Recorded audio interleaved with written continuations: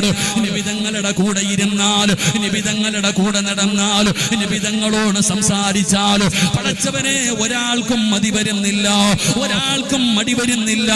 നിബിതങ്ങളെ കണ്ടവർക്ക് പിന്നെയും കാണണമടോ, നിബിതങ്ങളുടെ കൈ പിടിച്ചവർക്ക് പിന്നെയും പിടിക്കണമടോ, നിബിതങ്ങളുടെ കൂടെ ഇരുന്നവർക്ക് പിന്നെയും ഇരിക്കണമടോ. എത്ര കണ്ടാലും മതി വരുന്നില്ല, എത്ര കണ്ടാലും മുഷിപ്പ് മാറുന്നില്ല, പിന്നെയും പിന്നെയും കാണണമെന്ന് വല്ലാത്ത ആഗ്രഹമാണ്. അതുകൊണ്ടാണ് സൗബാൻ എന്ന് പറയുന്ന ചെറുപ്പക്കാരന്റെ ചരിത്രമറിയുമല്ലോ. സൗബാൻ എന്ന് പറയുന്ന യുവത്വത്തിന്റെ നടുവിലൂടെ നടന്നു പോകുന്ന ചെറുപ്പക്കാർ ഒരിക്കൽ അല്ലാഹുവിന്റെ പ്രവാചകൻ സ്വല്ലല്ലാഹു അലൈഹി വസല്ലമ തങ്ങളുടെ മുമ്പിലൂടെ ആ ചെറുപ്പക്കാരൻ ഇങ്ങനെ നടന്നു പോകുമ്പോ അല്ലാഹുവിന്റെ റസൂൽ ചോദിക്കുന്ന, സൗബാ നിനക്ക് എന്തു പറ്റി സൗബാ? എല്ലാം തോലുമായിരിക്കുന്നല്ലോ, എന്തേ മാരക രോഗം പിടിച്ചവരെ പോലെ നിന്റെ പ്രയാസം എന്തേ സൗബാനെ? എന്തേ നിനക്ക് പറ്റിയതെന്ന് അല്ലാഹുവിന്റെ പ്രവാചകനെ സൗബാൻ എന്ന് പറയുന്ന ചെറുപ്പക്കാരനോട് ചോദിക്കുമ്പോ അവിടെ നിന്ന് പറഞ്ഞ മറുപടി എന്താ? നബിയേ യാ റസൂലല്ലാഹ്,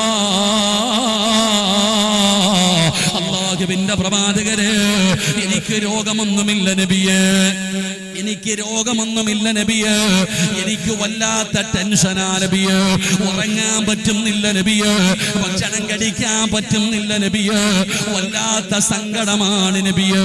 അല്ലാഹുവിന്റെ പ്രവാചകൻ സൗബാൻ എന്ന് പറയുന്ന ചെറുപ്പക്കാരനോട് ചോദിക്കുകയാണ്, എന്താ മോനെ നിന്റെ ടെൻഷൻ എന്താണ്? എന്താണ് നിനക്ക് ഭക്ഷണം കഴിക്കാൻ പറ്റാത്തത്? എന്താണ് നിനക്ക് ഉറങ്ങാൻ പറ്റാത്തത്? യാ റസൂലല്ലാഹ്, അങ്ങയെ കാണുമ്പോ എനിക്ക് വല്ലാത്ത സന്തോഷമാണ് നബിയേ, അങ്ങയുടെ കൂടെ ഇരിക്കുമ്പോ, അങ്ങയുടെ കൂടെ നടക്കുമ്പോ എനിക്ക് വല്ലാത്ത സമാധാനമാണ്, എനിക്ക് വല്ലാത്ത സന്തോഷമാണ്. യാ റസൂലല്ലാഹ്, അങ്ങയെ കാണാതെ വന്നാ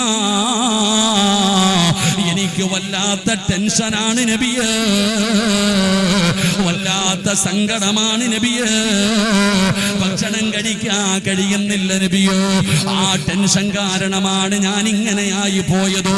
സൗബാൻ എന്ന് പറയുന്ന ചെറുപ്പക്കാരൻ പറയുമ്പോ എന്റെ പ്രിയപ്പെട്ട